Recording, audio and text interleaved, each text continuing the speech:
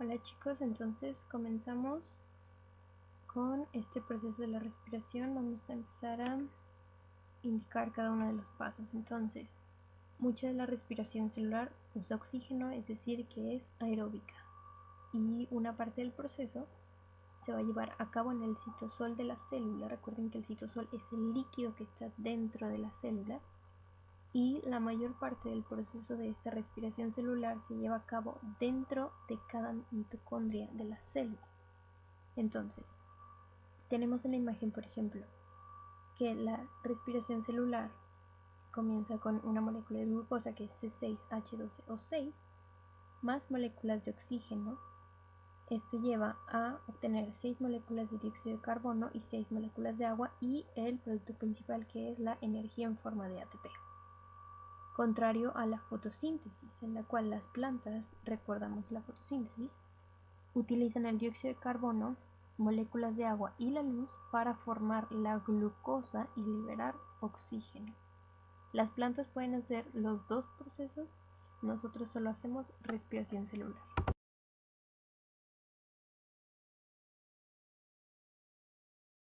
Comenzamos con el primer paso en la respiración celular, que es la glucólisis. La glucólisis viene de glico, que significa dulce, y lisis, que significa separar. Entonces, glucólisis significa romper glucosa. Viene en dos etapas, una que es inversión de energía y otra que es cosecha de energía. No requiere oxígeno, es decir, es una reacción anaerobia porque se lleva a cabo en el citosol de la célula. Recordamos la fórmula de la glucosa, que es C6H12O6 o 6 carbonos, 2 hidrógenos y 6 oxígenos. Esta molécula la vamos a romper y entonces a partir de esto llevamos a cabo la glucólisis, que es el primer paso. Comienza así el proceso de glucólisis en el citosol de la célula. Llega una molécula de glucosa con sus 6 carbonos, 12 hidrógenos y 6 oxígenos. Aquí solo lo vamos a ver como los 6C o 6 carbonos. Llega esa molécula, pero necesita energía, así que lleva una enzima y juntos le van a quitar un fosfato al ATP. Se pega ese ATP y se pierde, entonces se convierte en ADP. Ahí la glucosa, como se pega este fosfato, se convierte en glucosa 6-fosfato y el ATP se queda como ADP. Después, en el paso número 2, la glucosa 6-fosfato se reordena y se cambia su nombre a fructosa 6-fosfato. Nada más es porque cambió un poco su conformación, reordena sus moléculas, entonces ahora se llama fructosa 6-fosfato. Esa fructosa 6-fosfato en el paso número 3 se va a energizar con otro fosfato, es decir, es como si le estuvieran robando fosfatos a los ATPs. Entonces aquí robamos otro fosfato y ahora la molécula con sus 6 carbonos y sus 2 fosfatos, uno de cada lado, se va a llamar fructosa 1,6-difosfato. Entonces, ¿por qué se cambió la molécula de glucosa a fructosa? Porque la fructosa se descompone más fácil que la glucosa. Vemos simplemente que la fructosa y la glucosa tienen el mismo número de carbonos, que son 6. Simplemente el agregarle fosfatos o cambiarla un poco de su forma le da un nombre distinto. Entonces, en ese paso, glucosa se lleva 2 fosfatos y eliminó 2 ATPs y comienza una nueva etapa. Esa fue la primera etapa, que es la de inversión de energía, y ahora vamos con la siguiente.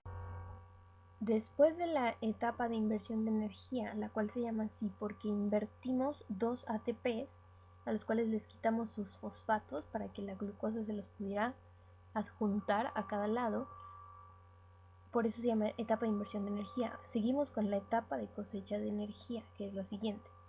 Esa fructosa 1,6-difosfato se va a dividir o se va a partir en 2 moléculas de 3 carbonos y un fosfato, cada una se lleva su fosfato. Ahora cada una de esas 2 moléculas se va a llamar G3P, entonces tenemos 2 moléculas de G3P. Paso número 5, el G3P va a donar 2 electrones y un ion hidrógeno. ¿Por qué pasa esto? Porque se rompe la molécula. Acuérdense que cuando rompemos moléculas, entonces liberamos iones y electrones. Entonces vienen las moléculas recolectoras, que son los NAD, y se convierten en NADH. Estas moléculas son transportadoras o recolectoras de iones y de electrones, entonces se los van a llevar. Después, el G3P se agarra un fosfato que esté como por ahí rondando y lo juntan. Cada uno de estos G3P va a juntar un fosfato. Luego ya no lo quiere, como que se arrepiente y dice, no, ya no quiero tantos fosfatos, y entonces va y le da uno a un ADP, y entonces a partir de estos dos G3P, entonces formamos dos ATPs. Pero ahora esta molécula, que nada más transportó este fosfato para llevárselo o para dárselo a un ADP, ahora se va a llamar 3-fosfoglicerato. Seguimos con esta etapa de cosecha de energía. Aquí el fosfato se va a reubicar. Entonces, antes lo veíamos en un extremo y ahora lo estamos viendo al lado del 8. Estamos viendo que los 3 carbonos o el G3P de 3 carbonos tiene su fosfato allá arriba en medio. Entonces, ahora se va a llamar PEP. Cada uno de estos PEP ya no va a querer, simplemente transportó ese fosfato, lo cambió un poco de lugar y dijo ya no lo quiero. Entonces lo dona a otro ADP, le dice, ¿sabes que ya no lo quiero? Ten. Y entonces a partir de estos dos G3P que dan sus dos fosfatos, entonces obtenemos dos ATPs. Entonces, estas moléculas de 3 carbonos se llaman piruvatos. No, ya no tienen fosfatos, simplemente son de 3 carbonos y ahora se van a llamar piruvatos. Y obtuvimos, a partir de todo este proceso, obtuvimos dos moléculas NADH que se están llevando esos iones y electrones. Obtuvimos neto o ganancia neta 2 ATP. ¿Por qué? Porque en la etapa de inversión de energía invertimos 2. En la etapa de ganancia obtuvimos 4, pero si restamos los dos que ya habíamos utilizado, entonces nuestra ganancia neta pues solamente serán 2. Y al final de este proceso obtenemos los 2 piruvatos.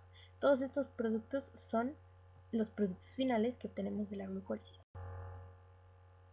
En resumen o en conclusión, a partir de la glucólisis, que es separar glucosa o romper glucosa, a partir de sus dos etapas, que la primera es inversión de energía, en la cual entra esta molécula de glucosa, la cual se va a dividir en dos y se obtienen dos moléculas que se llaman fructosa 1,6-difosfato, que le quitaron sus fosfatos a los dos ATPs. Después se va a la etapa de cosecha de energía, en la cual todo el proceso, o a partir de todo el proceso, obtenemos dos NADHs, 4 ATPs, pero en realidad solo obtenemos 2, y los 2 piruvatos. Vamos a ir ubicando en esta tablita entonces a partir del primer proceso, que es la glucólisis, se obtuvieron 2 ATPs y se obtuvieron 2 NADH. Nos vamos a quedar hasta aquí y después vemos por qué obtenemos los 6 ATPs y los 8 ATPs totales de la glucólisis.